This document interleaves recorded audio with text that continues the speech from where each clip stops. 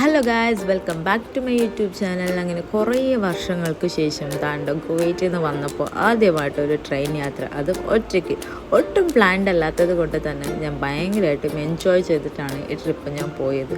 കൊച്ചിയിൽ നിന്ന് ട്രെയിനിൽ കയറിയപ്പോൾ തുടങ്ങി കോയമ്പത്തൂരിൽ ചെന്ന് ഇറങ്ങുന്നവരെ ഞാൻ ഒരുപാട് കാര്യങ്ങൾ ചിന്തിക്കുകയും ഒരുപാട് ഡെസിഷൻ എനിക്ക് എടുക്കാൻ പറ്റുകയും ചെയ്തിട്ടുണ്ടായിരുന്നു. ഒറ്റയ്ക്കായതുകൊണ്ട് തന്നെ നമ്മൾ ഒരുപാട് ചിന്തിക്കുമല്ലോ. അങ്ങനെ ഒരു ചിന്താഗതിയായിരുന്നു അന്നത്തെ യാത്ര മുഴുവനായിട്ട്. അങ്ങനെ ഒരുപാട് കാഴ്ചകൾ കണ്ട് അങ്ങനെ പുറത്തത്തെ കാഴ്ചകളൊക്കെ കണ്ട് ഞാനിങ്ങനെ എന്നിൽ തന്നെ സംസാരിച്ചുകൊണ്ട് പോകായിരുന്നു. കുറേ വർഷങ്ങളായിട്ട് ഉത്തരമില്ലാത്ത ഒരുപാട് ചോദ്യങ്ങൾ, അങ്ങനത്തെ ചോദ്യങ്ങൾക്കും എനിക്ക് അന്ന് ഉത്തരം കിട്ടി എന്ന് തന്നെ പറയാം. അങ്ങനെ ഞാൻ ഒരുപാട് എൻജോയ് ചെയ്തിട്ട് ഞാൻ ആ ട്രിപ്പിന് പോകുന്നതാണ്. കുറേ വർഷങ്ങൾക്ക് ശേഷം ഞാൻ എൻ്റെ പ്രിയപ്പെട്ടവരെ കാണാനും കൂടി പോവാണ്. കുവൈറ്റിൽ നിന്ന് വന്നപ്പോൾ സ്കിന്നും ഹെൽത്തും എല്ലാം അങ്ങ് പോയി എന്ന് പറയാം. പക്ഷെ നാട്ടിൽ വന്നപ്പോൾ ഞാനൊന്ന് മെനയായതാ. എന്നെ കൂട്ടാൻ എൻ്റെ സ്വന്തം അനിയൻ വന്നിട്ടുണ്ട്. അവൻ്റെ ഏറ്റവും അടുത്ത ഗേൾ ഫ്രണ്ടിനെ പോലെ കൊണ്ട് നടക്കുന്ന പെറ്റാണ് അവൻ്റെ ആ വണ്ടി. ഗേൾ ഫ്രണ്ടിൻ്റെ പെറ്റെന്നല്ല, അവൻ്റെ ഒരു പെറ്റാണ് ഈ വണ്ടി. അപ്പോൾ ബാഗ് വെക്കാൻ വേണ്ടിയിട്ട് അവൻ അത്ര കെയർഫുള്ളായിട്ടാണ് വെക്കുന്നത്. എന്നെ കൂട്ടാൻ വരുന്നതുകൊണ്ട് തലേദിവസം തന്നെ വണ്ടിയൊക്കെ കുളിച്ച് കുട്ടപ്പനാക്കിയിട്ടുണ്ട്. ബാഗൊക്കെ എടുത്ത് അങ്ങനെ നമ്മൾ പോവാണ്. കോയമ്പത്തൂർ എത്തിയപ്പോൾ തന്നെ ഒരു പ്രത്യേകതര ഫീലാണ്. വീട് ചുറ്റിലും ഒരുപാട് കൃഷിസ്ഥലങ്ങളും വാതിൽ തുറന്നാൽ കാണാൻ പറ്റുന്ന കാഴ്ചയാണ് മയിൽ. കോയമ്പത്തൂർ എനിക്ക് പേഴ്സണലി ഭയങ്കരമായിട്ട് കണക്റ്റ് ആവുന്ന ഒരു പ്ലേസാണ്. സ്കൂളിൽ പഠിക്കുമ്പോൾ കുഞ്ഞുനാളിൽ ആനുവൽ വെക്കേഷൻ ആവാൻ കാത്തിരിക്കും. കാരണം പപ്പയുടെ അനിയന്മാരുടെ വീട്ടിലാണ് ഞങ്ങളുടെ ഈ ആനുവൽ വെക്കേഷൻ ഞങ്ങൾ സ്പെൻഡ് ചെയ്യുന്നത്. അവിടെ ചെന്ന് കഴിഞ്ഞാൽ അവിടുത്തെ ഒരുപാട് സ്ഥലങ്ങളിലേക്ക് പണ്ട് വർഷങ്ങൾക്ക് മുമ്പ് പപ്പയുടെ അനിയന്മാർ നമ്മളെ കൊണ്ട് കാണിക്കുകയും ഓരോ സ്ഥലങ്ങൾ പരിചയപ്പെടുത്തി തരുകയും ചെയ്യും. അപ്പോൾ കോയമ്പത്തൂർ പോകണമെന്ന് പറയുന്നത് തന്നെ ഭയങ്കര എമോഷണലാണ്. സോ കുവൈറ്റിൽ നിന്ന് വന്നാൽ എന്തായാലും അവിടെ പോകണം തന്നെയായിരുന്നു. അങ്ങനെ നമ്മൾ പോവാണ്. അനിയൻ്റെ കൂടെ ഫുള്ള് കറക്കം തന്നെയായിരുന്നു. പിന്നെ പുറത്ത് കൊണ്ടുപോകുന്നില്ല എന്നുള്ള പരാതിയുമാണ്. വണ്ടി കയറിയാൽ പിന്നെ അവനൊരു പ്രത്യേകതരം ഒരു ഓടിക്കലുണ്ട്. കാറാണെങ്കിലും ടൂ വീലറാണെങ്കിലും. അങ്ങനെ ഞങ്ങൾ പെട്ടെന്ന് പ്ലാൻ ചെയ്ത് ഞങ്ങളുടെ ചേട്ടനെ കാണാൻ പോവാണ്. ചേട്ടനെ മാത്രമല്ല, ചേട്ടൻ്റെ കൂടെ ചേച്ചിയുമുണ്ട്. ചേച്ചി ഇപ്പോൾ പ്രഗ്നൻ്റ് ആണ്. ഞങ്ങൾ ആദ്യമായിട്ടാണ് ചേട്ടൻ്റെ വീട്ടിലേക്ക് ഞാൻ പോകുന്നത്. അങ്ങനെ നമ്മൾ കാറിൽ പോവാണ്. അനിയത്തിക്ക് ഒട്ടും ക്യാമറയിൽ വരാൻ താല്പര്യമില്ല, ഓടി ഓടി മറയായിരുന്നു. പക്ഷെ അനിയനും എനിക്ക് അങ്ങനത്തെ യാതൊരു കുഴപ്പമില്ല. ഭയങ്കര വെയിലാണ് പുറത്ത്, പക്ഷെ വി ആർ എൻജോയ് ലോഡ്സ് എന്ന് പറയാം. എനിക്ക് അത്ര ഇഷ്ടമാണ് ഫാമിലിയായിട്ട് ടൈം സ്പെൻഡ് ചെയ്യുക. അങ്ങനെ നമ്മൾ വീട്ടിൽ പോയി ചിറ്റേനെയും പപ്പേനെയും കൂട്ടിയിട്ട് നമ്മൾ നേരെ പോകുന്നത് ചേട്ടൻ്റെ അടുത്താണ്. കുറേ പാട്ടും കേട്ട് കോയമ്പത്തൂരിൽ കുറേ സ്ഥലങ്ങളും കണ്ട് ഒരുപാട് കഥകളും പറഞ്ഞ് നമ്മൾ പോവാണ്. എന്തായാലും ചേച്ചി പ്രഗ്നൻ്റ് അല്ലേ, കയ്യും വീശി പോകാൻ പാടില്ലല്ലോ, പണ്ടത്തെ ആചാരങ്ങൾ തന്നെ. അങ്ങനെ നമ്മളൊരു ഫ്രൂട്ട് ഷോപ്പിലിറങ്ങി കുറച്ച് ഫ്രൂട്ട്സൊക്കെ വാങ്ങിച്ച് പോവാണ്. പ്രഗ്നൻ്റ് ആയവർക്ക് പുളിയോട് ഭയങ്കര താല്പര്യമാണ് പണ്ട് പറഞ്ഞ് കേട്ടതുപോലെ പോകുന്ന വഴിക്ക് കുറച്ച് പുളിയൊക്കെ പറിച്ചിട്ടാണ് ഞങ്ങൾ പോകുന്നത്. അങ്ങനെ ഞാൻ വർഷങ്ങൾക്ക് ശേഷം ഞാൻ എൻ്റെ ചേട്ടനെയും ചേച്ചിനെയും കാണാൻ പോവാന്ന്. കല്യാണം കഴിഞ്ഞിട്ട് ഇന്ന് വരെ ചേട്ടൻ്റെ വീട്ടിലേക്ക് ഞാൻ പോയിട്ടില്ല. സോ ഞാൻ ഭയങ്കര എക്സൈറ്റഡ് ആണ് കാണാൻ വേണ്ടിയിട്ട്. So let's see.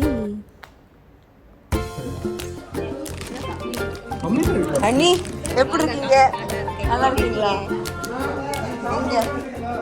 எங்க ஆச்சுமா?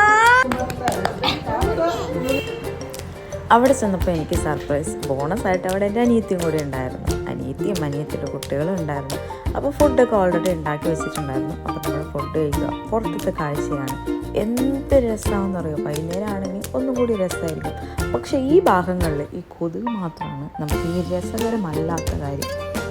കുഞ്ഞുവാവ അകത്തുണ്ട്, അവളെ വിളിച്ച് കളിപ്പിക്കുന്നതാണ്. സോ എനിക്കിവിടെ വന്നിട്ട് ഞാൻ ചെയ്യണമെന്ന്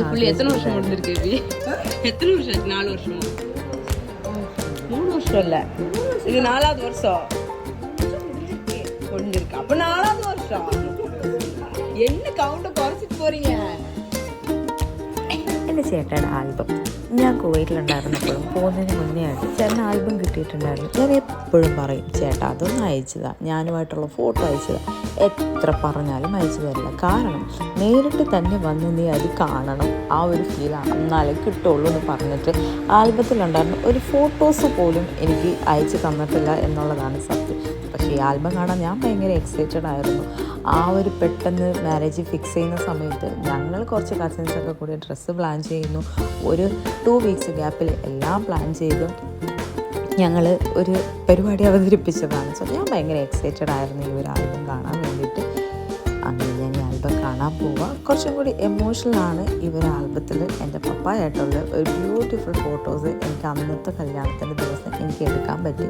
സോ ഈ ആൽബം തുറക്കുമ്പോൾ തന്നെ ഐ വാസ് ലിറ്ററലി എമോഷണൽ ആയിരുന്നു. ബട്ട് സ്റ്റിൽ ഞാൻ ഹാപ്പി ആയിരുന്നു അത് കാണുമ്പോൾ. ആ ഒരു ദിവസമാണ് ഞങ്ങൾ ഫാമിലി ആയിട്ട് പപ്പായുടെ കൂടെ ഒരു ഫോട്ടോ തന്നെ എടുക്കാൻ പറ്റുന്നത്.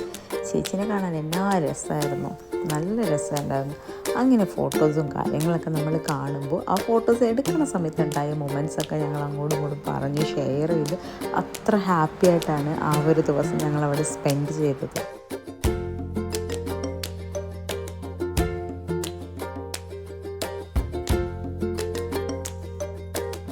അങ്ങനെ എന്താ എൻ്റെ ഫോട്ടോസുകളൊക്കെ വരാൻ തുടങ്ങി ഗായ്സ്. ഇതാണ് എൻ്റെ ഫാമിലി കസിൻസ്, ഇതാണ് ഞാൻ. ഇങ്ങനെ നമ്മൾ പെട്ടെന്നുള്ള പരിപാടി പ്ലാനിങ്ങിലായിരുന്നു ഇത് മുഴുവൻ. പക്ഷേ എനിക്ക് ഭയങ്കര ഇഷ്ടപ്പെട്ട ഫോട്ടോസാണ്. നമ്മുടെ പപ്പയുടെ സൈഡുള്ള എല്ലാ കസിൻസും ഈ ഫോട്ടോസിലുണ്ടെന്ന് തന്നെ പറയാം. ചേട്ടൻ പിന്നെ പറയണ്ടല്ലോ, സുന്ദരൻ. ചേച്ചി അതിലേറെ സുന്ദരി. അങ്ങനെ ഓരോ കമൻറ്റും പറഞ്ഞ് നമ്മൾ ആ ആൽബം മുഴുവൻ കാണുക. അങ്ങനെ കാണുമ്പോഴാണ് ഇതാ എൻ്റെ പപ്പ നമുക്ക് സാക്ഷിയായിട്ട് ഒപ്പിടുന്നത്. നമ്മുടെ പെണ്ണിൻ്റെ സൈഡിലേക്കുള്ള സാക്ഷിക്ക് പപ്പയാണ് ഒപ്പിടുന്നത്. ഇത് പപ്പയുടെ അനിയൻ.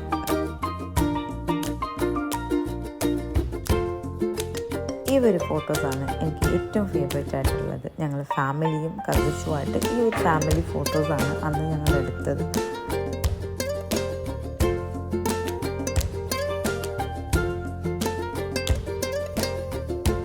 ഇതെൻ്റെ അനിയത്തിയുടെ വാവ ആഷ്നക്കുട്ടി. 7 മാസത്തിൽ ജനിച്ചെങ്കിലും ഓവർ ആക്റ്റീവാണ്. ഹൈപ്പർ ആക്റ്റീവ് എന്നെല്ലാം പറയുന്ന പോലെ ഭയങ്കര ആക്റ്റീവാണ്.